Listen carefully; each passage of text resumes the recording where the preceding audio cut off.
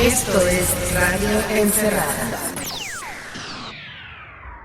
Se está hablando mucho de repatriar a un promedio de 4.500 salvadoreños. Yo quiero decir que en esos 4.500 salvadoreños está mi hermana, mis sobrinos, mi cuñado, está la hija de mi secretario privado, están muchos familiares de nosotros, y parientes, amigos, y aquí creo que en esta mesa tenemos varios parientes y amigos que quieren regresar a El Salvador. El problema de repatriarlos es que vienen de zonas donde el contagio es muy grande y donde probablemente los sistemas de salud todavía pueden aguantar. Miami, California, etcétera. Si nosotros traemos un sistema de repatriación masiva, evidentemente más gente de estos 4.000 van a decir yo también quiero ir a El Salvador. Al venir tendríamos que ponerlos en cuarentena a todos, evidentemente. Estaríamos hablando de inicialmente 4.000 personas más en cuarentena, lo cual no tenemos espacio para ponerlos. Empezarían a contagiarse entre ellos, porque tal vez vendrían sanos, pero los pondríamos a ellos junto con otros, y no tenemos, póngalos en cuartos individuales, no tenemos otros 4.000 cuartos. Y supongamos que otros 4.000 más dicen yo también quiero, y todos tienen derecho a lo mismo, ¿no? Entonces ellos van a decir yo también quiero que me repatrien. Si pasa eso, vamos a tener que soltarlos, porque no vamos a tener la capacidad de tenerlos en cuarentena segura. No lo podemos tener en cuarentena insegura, sin darles alimentos, medicamentos, sin tenerlos separados, y entonces va a desbordar todo. Muchos de ellos van a estar enfermos, y en ese momento colapsó el país. Es decir, nuestro país colapsaría en un día. Todo lo que hemos hecho se tiraría por la borda, porque nuestro país colapsaría en un día. Así abordó el presidente de la República, Nayib Bukele, el caso de los salvadoreños que quedaron afuera del país cuando el gobierno ordenó el cierre de fronteras. El número manejado por el mandatario y por sus ministros es de 4.500 personas. Los varados SV, como se han dado a conocer en Twitter, en muchos casos quedaron a expensas de su suerte y sus recursos. Esto, a pesar de que el mismo Decreto Ejecutivo 19, en el ramo de salud, dice, abro comillas, que la Dirección General de Migración y Extranjería deberá negar el ingreso al territorio nacional de toda persona que haya estado presente o provenga de un país extranjero, salvo que se trate de salvadoreños por nacimiento o naturalización, residentes, miembros de misión diplomática y de oficina consular acreditados en el país, así como miembros de sus familias. Muchas son las excusas que ha dado el Ejecutivo contra el retorno de los salvadoreños y salvadoreñas al país. Pero han sido pocas las respuestas a esta problemática. Un amparo interpuesto por 200 afectados ante la Sala de lo Constitucional podría dar salida a esta crisis. El gobierno, sin embargo, sí ha continuado recibiendo a personas deportadas desde los Estados Unidos y también ha repatriado a un grupo de salvadoreños al que catalogaron como abandonados. De esto hablaremos en el programa de hoy. También contaremos con los reportes de los compañeros de Revista Factum. Además, escucharemos cómo vive un salvadoreño la cuarentena en Panamá y conoceremos una nueva opción para no aburrirse, esta vez de batallas de freestyle. Soy Gerson Viches. Y yo César Faguaga, y esto es Radio Encerrada. Los datos importan. Este es el reporte actualizado del COVID-19 en El Salvador. Como es costumbre, la periodista Aloida Avelar nos actualiza las cifras. Hola amigos de Radio Encerrada, la situación nacional del COVID-19 hasta este viernes 24 de abril a las 12:48 de la madrugada consigna que en El Salvador existen 261 casos confirmados, de ellos 181 son casos activos y 72 casos recuperados. También el gobierno reporta 8 fallecidos hasta el momento. Existe una cifra importante para destacar y es que del total de casos, 132 son de personas que no han reportado síntomas. Esto llama mucho la atención porque no existen manifestaciones en los pacientes ni de tos, ni de dificultades para respirar, ni de fiebre. Hasta el momento, el gobierno reporta 16.418 pruebas realizadas de COVID-19 hasta este momento. Y con este informe regresamos al estudio. Para entender lo que está ocurriendo con los salvadoreños y salvadoreñas que retornan o que quieren retornar al país en medio de la emergencia por el COVID-19, es necesario hacer 3 distinciones. Primero, están los vuelos con personas deportadas, que han seguido ingresando. Aunque la palabra deportados le parece muy fuerte y estigmatizante al director general de Migración, Ricardo Cucalón. Y a mí particularmente esa frase de deportados me suena muy pesada, muy estigmatizada para nuestros compatriotas. Sí tenemos una cantidad de personas que han regresado a nuestro país, las estamos atendiendo con todo lo humanamente posible, les estamos brindando desayuno, almuerzo, cena, snack, pantalón, ropa, comida, zapatos y todo lo necesario. Además de la sugerencia semántica, el director de Migración confirmó a través de su cuenta de Twitter que El Salvador ha recibido 1.500 deportados. Claro, expresado con palabras menos estigmatizantes, como dice él. Abro comillas. Hay 2 clases de retornados. Uno son en base a convenios que se tienen con gobiernos amigos como Estados Unidos o México y con los cuales estamos en contacto y gestionamos el regreso de nuestros connacionales. Y otros son los grupos de personas que por varios motivos están fuera.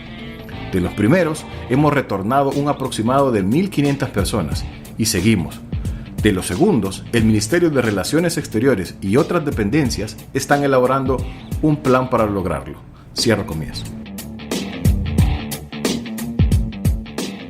A estos 2 grupos que menciona Cucalón hay que agregar un tercero, los abandonados. Se trata de un grupo de 41 personas que regresaron de Tapachula, México, a El Salvador, de acuerdo con la información que brindó en conferencia de prensa la canciller Alexandra Gil. Para desenmarañar este segundo juego de palabras, nuestro coordinador, Fernando Romero, nos lo explica. 27 hombres, 11 mujeres y 3 niños salvadoreños fueron repatriados hoy desde México gracias a la intervención de la Organización Internacional de Migraciones de Naciones Unidas. Se trata de familias que iban en inmigración irregular en ruta hacia Estados Unidos. Fueron localizadas en abandono en el sur de México, pues debido a las medidas de contención en ese país por la pandemia de la COVID-19, se encontraron con albergues cerrados. Después de que el presidente salvadoreño Nayib Bukele vetó un decreto legislativo para repatriar a miles de salvadoreños que se encuentran varados en otros países y han solicitado regresar a El Salvador, la Cancillería salvadoreña anunció que trabaja en un programa de repatriación de forma gradual a partir de mayo. Sin embargo, gracias a la intervención de la OIM, estos salvadoreños son, de facto, los primeros repatriados que regresan a su país. Personal de la OIM ha trabajado durante 8 días coordinando la operación con las autoridades de México y El Salvador, entrevistando de manera remota a estas personas y preparando todos los documentos y exámenes necesarios para que el regreso de este grupo pudiera concretarse, dijo Christopher Gascón, jefe de misión de la OIM para México. El tercer grupo es el que ha sido conocido en Twitter bajo la etiqueta de Varados SV. Este jueves hicieron circular un video donde explican su situación. Hace ya más de un mes que cerraron las puertas del país para poder retornar. Entendemos que es por el bien del país y de las personas que están allá.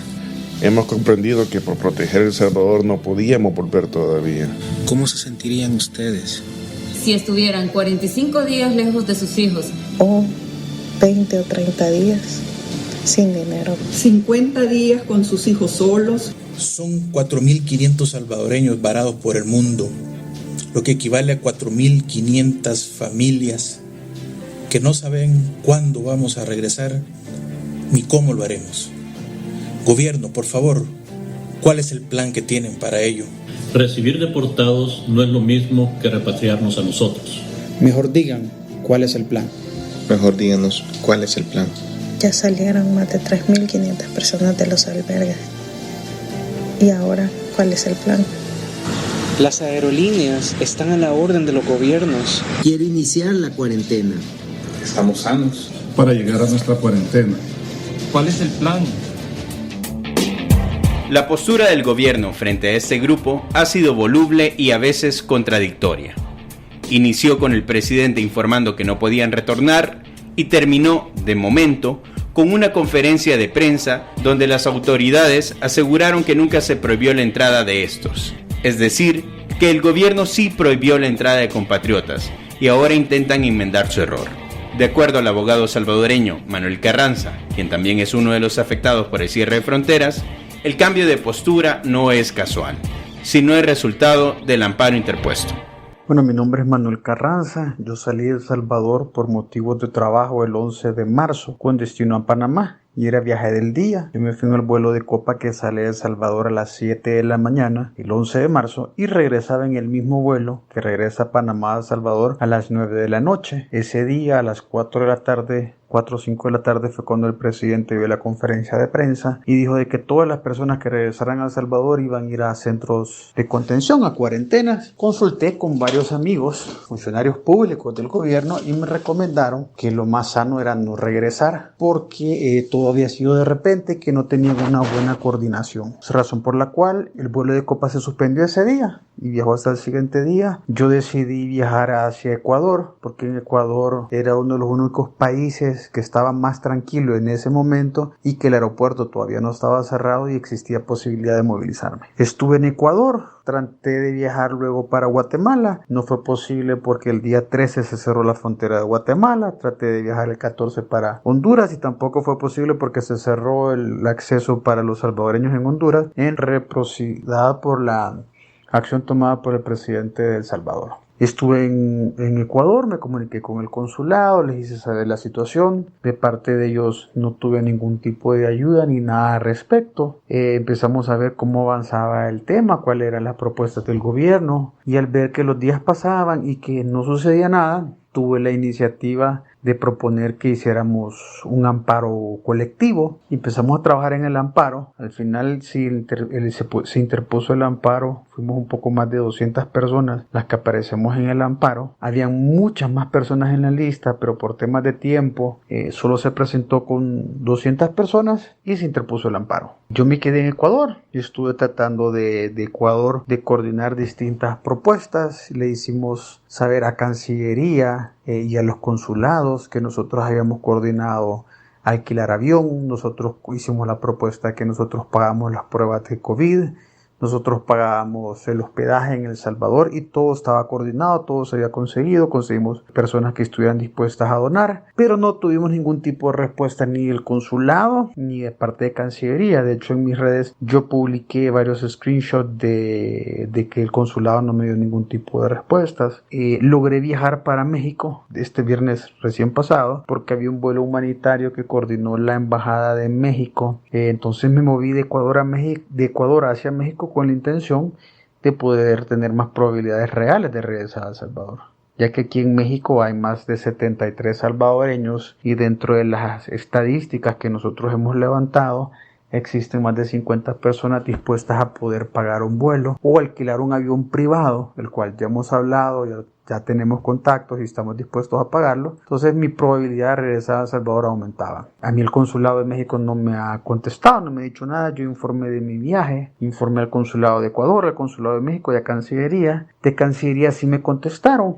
dándome por recibida la información que yo estaba transmitiendo, y del consulado de Ecuador solo me contactaron para verificar si yo había viajado. Por lo demás no ha habido ningún tipo de acercamiento ni nada. Luego le hemos estado dando seguimiento al tema del amparo, que gracias a Dios la sala resolvió a favor nuestro y le ordenó al órgano ejecutivo que preparara un plan de repatriación. En el amparo nosotros demandamos al presidente, a la canciller, al ministro de Salud, al director de CEPA y al director de Migración, ya que todos ellos son los involucrados en este proceso. ¿En qué se basó el amparo? En que la Constitución dice de que nosotros tenemos derecho a regresar a El Salvador. Y en todos los decretos que se han aprobado se establece que no nos pueden prohibir regresar a nuestro país. Pero materialmente, con el cierre de los aeropuertos, todos los salvadoreños que estamos fuera de Honduras, Guatemala y Nicaragua, no existe una posibilidad real, o por decirlo legalmente material, de que nos podamos desplazar a El Salvador, porque la única forma de llegar es vía aérea. La sala le dio 6 días al gobierno para que preparara el documento. Cancillería preparó el documento, lo presentó a la sala el martes pasado, pero dicho documento, más que un plan de repatriación, es una rendición de cuentas o un informe, que en resumen lo que pide Cancillería son 30 días más. Le pide a la sala para organizarse, para levantar los datos, porque la sala en su fallo estableció que se establecieran ciertos criterios para coordinar la repatriación, es decir, las personas mayores de edad, las mujeres embarazadas, los que tuvieran enfermedad crónica,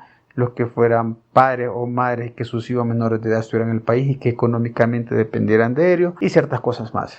Nosotros como grupo de varados tenemos toda esa información. Les empezamos a recopilar desde el momento que la sala dio los criterios y todo eso está establecido. Sin embargo, la propuesta o plan de Cancillería es que le solicitó 30 días más a la sala de lo constitucional para poder ejecutar esto. Hay unos datos que son sumamente importantes.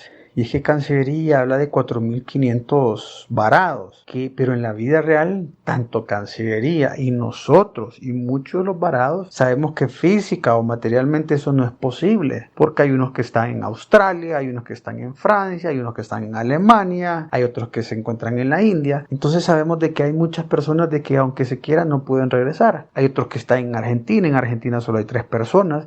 Entonces físicamente o materialmente no es posible y Cancillería está utilizando ese número como que es un gran número de personas que no van a dar abasto y es mentira. La cantidad de personas que tenemos capacidad por la ubicación geográfica que nos encontramos de regresar a El Salvador no somos 950 personas y eso lo sabe Cancillería y lo sabemos nosotros, pero ellos están manejando un gran número para hacer que todo es difícil y complicar las cosas. Y como lo repito, ellos cometieron el error ahora en la conferencia de prensa de afirmar que ningún caso ha dado positivo de todos los que ellos llaman repatriados, que son deportados y son 1.926 personas. Entonces, por lo tanto, no comprendemos cómo es posible que el gobierno esté aceptando a los deportados y no nos acepte a nosotros. Nosotros en el amparo le propusimos al gobierno que pagáramos nuestro vuelo, le propusimos regalar las pruebas COVID para 5.000 personas para que el gobierno no se justificara que no tenía recursos económicos para poder realizar las pruebas COVID. Le ofrecimos pagarle estadías para todos los repatriados porque teníamos donantes y no han aceptado. Entonces, sinceramente, no tienen ningún interés en hacerlo. Gracias al amparo es que ellos han comenzado a moverse y la razón es porque en el amparo, si ellos desobedecen la orden de la Sala Constitucional, los funcionarios tienen que responder con su patrimonio por todos los daños y perjuicios causados. Y en eso sí hemos sido bien enfáticos y bien directos, que nosotros sí estamos dispuestos a demandar por daños y perjuicios. Tenemos ya lista toda una base de datos en la que vemos aproximadamente 700 personas y si no vemos que esto verdaderamente avanza, vamos a demandar y van a tener que responder con su patrimonio propio. Decodificar todo lo ocurrido alrededor de los varados pasa por conocer la base legal que tienen para exigir su regreso. Para dar más luces sobre ello, pedimos a la abogada Marcela Galeas que nos explicara este punto. Les saluda Marcela Galeas, soy abogado y notario, tengo una especialidad en Derecho Penal y hoy vamos a hablar acerca de la situación de los salvadoreños varados en otros países y que necesitan retornar a El Salvador. Para entrar en el tema es necesario que sepamos de que todas las personas, específicamente los salvadoreños, tenemos derecho a ingresar y a salir del país. Esto se encuentra regulado en la Constitución, en el artículo 5 para ser exactos. En este artículo se habla de que toda persona tiene la libertad de entrar, de permanecer y de salir de la República sin ninguna limitación más que aquellas que le interpone la ley, como podrían ser la emisión de un pasaporte o una visa al país de destino, y por los puntos obviamente legales y autorizados para hacerlo. Asimismo, la Constitución menciona en ese artículo 5 que nadie puede ser obligado a cambiar de domicilio de residencia y también no se va a poder expatriar a ningún salvadoreño ni prohibírsele la entrada a un salvadoreño al territorio de la República. Entonces, básicamente nos está dando la facultad, el derecho, la garantía a los salvadoreños de ingresar a territorio de El Salvador cuando nosotros lo queramos y no debe existir ninguna restricción. ¿Qué sucede? En este momento, por la emergencia del COVID, esa situación, ese derecho se ha restringido. Entonces, todos nuestros compatriotas que estaban fuera del país al momento de decretarse el estado de emergencia han tenido que quedarse en los países donde estaban, muchas veces sin alimentación, sin un lugar idóneo donde quedarse, con varias situaciones un poco peligrosas debido a que han extendido su estadía y no han tenido apoyo de aquellos gobiernos de los lugares donde ellos se encuentran. Según la Cancillería, se habla de más de 4.800 salvadoreños que se quedaron en aproximadamente 70 países alrededor del mundo, y estos son aquellos que no pueden regresar a El Salvador. Ante esta situación, se interpuso un amparo ante la Sala de lo Constitucional. Este amparo fue promovido por 200 personas y básicamente el amparo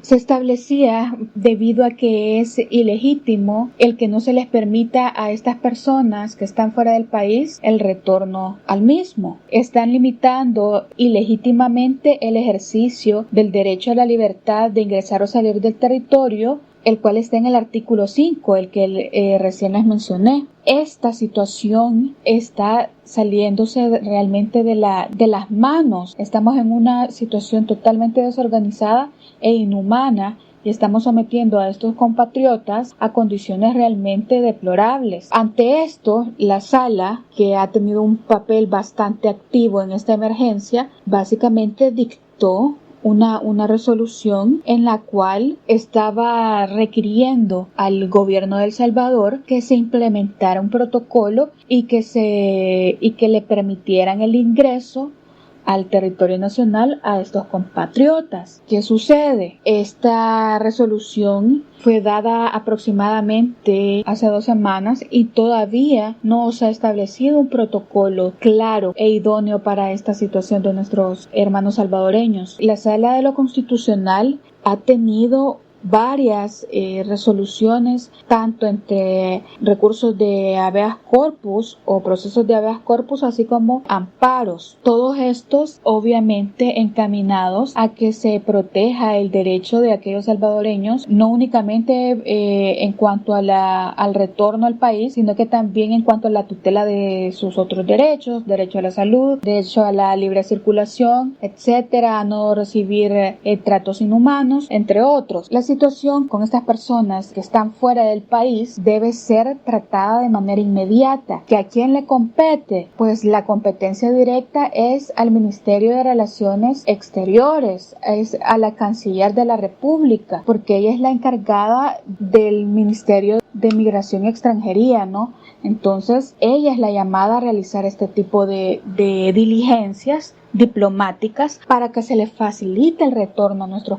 compatriotas. Sucede que la misma canciller, la señora Gil Tinoco, ha mencionado de que no se ha podido, de que no se le ha incluido en reuniones en la Asamblea Legislativa. Eso fue antes de la resolución de la Sala. El tiempo ha pasado y no se ha visto realmente una voluntad para que estas personas que están fuera del territorio nacional puedan volver. Algunos se preguntan si es realmente la falta de voluntad del gobierno de El Salvador o es una que se encuentra en un desfase por la misma emergencia. Suceden 2 situaciones que particularmente creo que se están dando. Una es la falta de capacidad que tiene el gobierno para enfrentar la crisis, porque no han establecido protocolos ni planes de retorno para los compatriotas que están fuera del país, y también creo que influye un poco la falta de voluntad, porque ya van varias semanas y todavía no se ve claro qué es lo que se vaya a hacer con respecto a la situación de los varados o de los atrapados en otras naciones. Sí es necesario de que se intervenga, es necesario de que la situación se trate de la manera más rápida. Debemos ser cuidadosos, debemos ser cautelosos también para el tratamiento de nuestros hermanos en otros países, porque la situación que se está dando por el coronavirus es mundial. Entonces, si otros países se encuentran en crisis para tratar a sus connacionales, ¿qué podríamos esperar del tipo de trato que se le pueda brindar a los salvadoreños en el exterior? Por ese motivo es necesario que regresen al país, y es necesario que retornen al país con las medidas de salud idóneas, que no sean discriminados, que no sean tratados peyorativamente, que no sean despectivos con ellos. Entonces necesitamos ser empáticos y procurar que que nuestra gente regrese al país. Esta emergencia no es igual para todos. ¿Cómo viven la cuarentena los salvadoreños en Panamá? Otro de los compatriotas que quedó afuera durante esta emergencia es el músico y gestor cultural Manuel Molina, mejor conocido en el medio como Manu. Él está atascado en Panamá. Nos cuenta su historia y cómo se vive allá la emergencia por el COVID-19.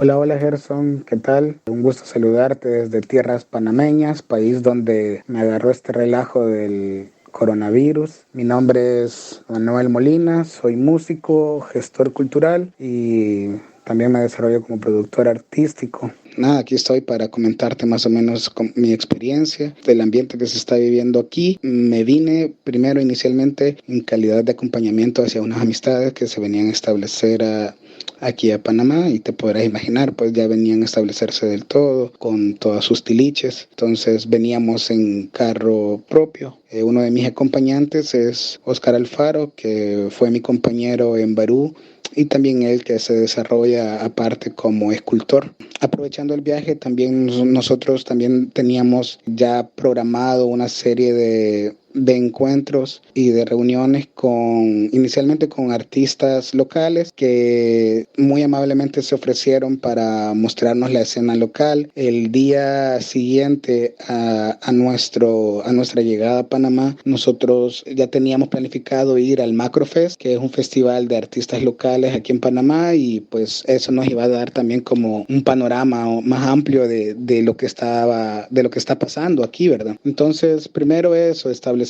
contactos con artistas locales, ver la escena local, cómo se desarrolla en sus diferentes disciplinas, ¿vean? Inicialmente iba a ser como más que todo la música, que era donde más teníamos como más contactos, pero luego también se iban ampliando como a otras posibilidades. También, pues personalmente a mí me interesaba mucho establecer el contacto con el Centro de Musicoterapia de Panamá, puesto que con la organización que tenemos con otros colegas, que se llama Tambor, pues era un contacto de suma importancia, pues, para establecer relaciones de trabajo con el trabajo, con lo que ellos están haciendo aquí, ¿verdad? Como verás, y con todo esto, pues realmente todos estos planes pues ya pasaron a un segundo plano, puesto que aquí hay una cuarentena bastante estricta. Casi a los días de haber llegado se establecieron toques de queda. Primero fue, si no mal recuerdo, de 5 de la tarde a 5 de la mañana, después ya fue 24 horas, luego ya era que solo podíamos salir por una hora determinada al día. Ahora es por sexo, o sea, los hombres pueden salir martes y jueves, y las mujeres pueden salir lunes, miércoles y viernes. Los fines de semana está totalmente prohibido salir. También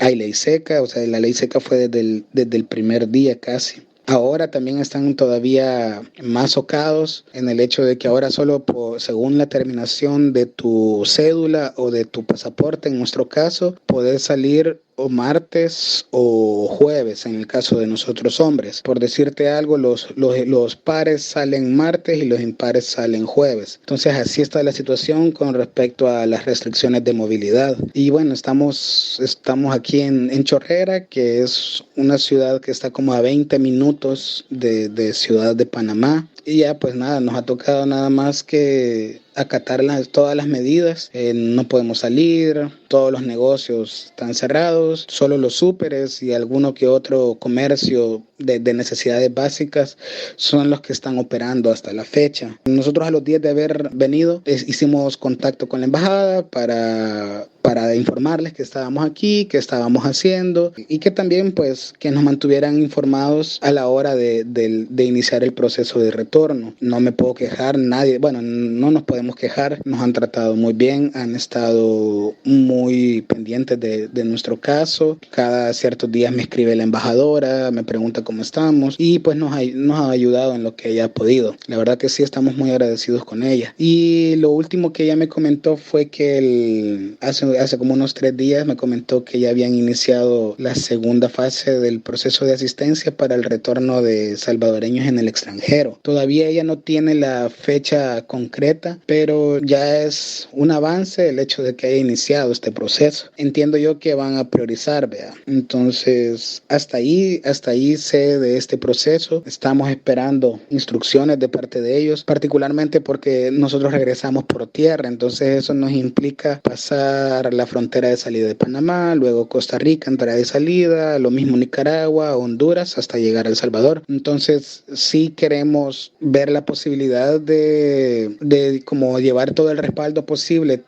tanto de la embajada como de todas las instituciones correspondientes al tema de parte del gobierno de El Salvador, para garantizar también nuestra seguridad, ¿verdad? Y que no nos vayan a detener en ninguno de los países que vamos a atravesar. Obviamente, pues tomando todas las medidas de precaución, todas las medidas que han sido sugeridas por los gobiernos de cada país y el nuestro. Así que, pues ni modo eso. Entonces, nuestros planes de poder hacer un acercamiento con la escena local se han frustrado, igual con el centro de musicoterapia que te comentaba, y así. Así que ni modo, pues no queda más que acatar las medidas, tratar en la medida de lo posible, pues de cuidarnos, de ser muy, muy precavidos con todo esto. Y nada, eso es lo que te puedo comentar, Gerson. No todo es coronavirus. Estas son nuestras recomendaciones para no aburrirse. Para muchos y muchas el hip hop es un terreno desconocido, pero en el mundo es todo un fenómeno. Lo que ha ayudado a su masificación en los últimos años han sido las batallas de freestyle, con ligas, campeonatos, copas y todas esas cosas. Estas poseen diferentes categorías y niveles de dificultad. Para entender más de qué trata, lo mejor es verlas. Por eso pedimos al rapero y freestyler salvadoreño conocido como Sniff que nos recomendara 3 batallas que se pueden ver en YouTube en esta cuarentena.